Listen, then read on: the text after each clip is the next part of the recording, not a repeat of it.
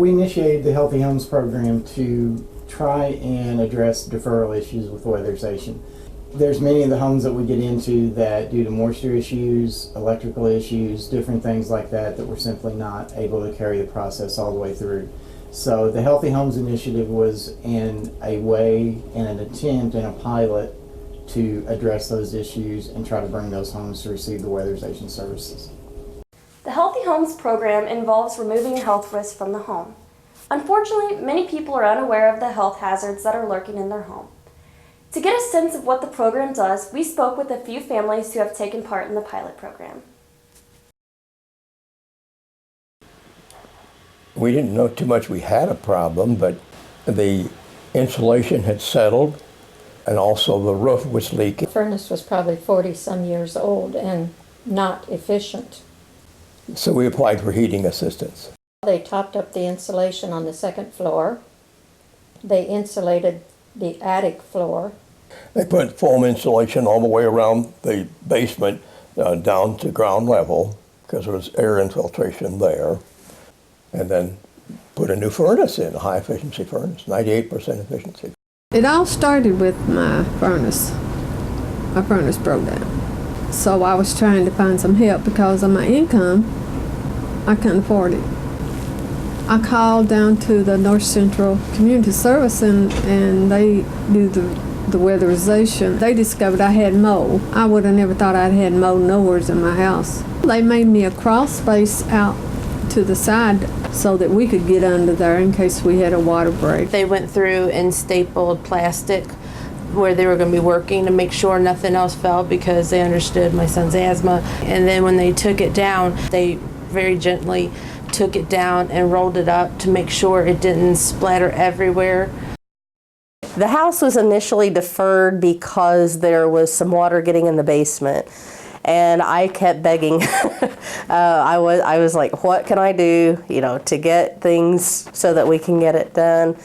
And they ended up helping get some work done to redirect the water from the gutters and so forth that were draining down toward the basement so that they actually went back where the water should go.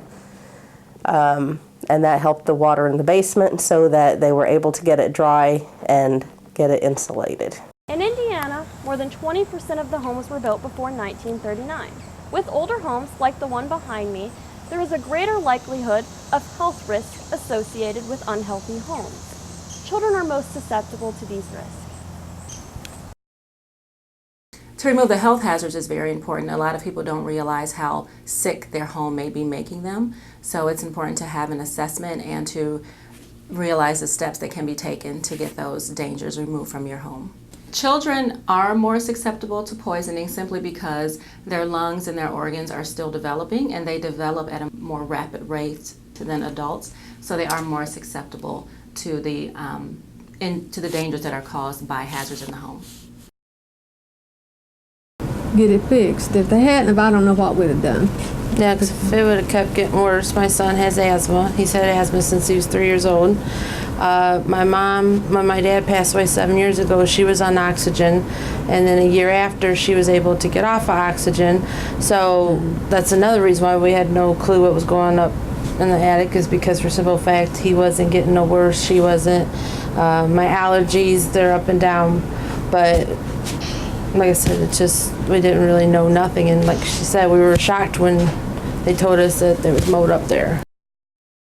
It's very important to address it, know what type of mold it is, how dangerous it is, and what would need to be done to remove it. Some mold can be easily removed, some not so easily, and it depends on the financial aspect of it also. This work to remove health risks from the home provides more than just a better living environment. In fact, without this program, many families are faced with a choice. Do they continue to live in the unhealthy environment, or do they move from their home? I have all of my side of the family in every summer for a big reunion. We have about 35 people here, so it's been nice.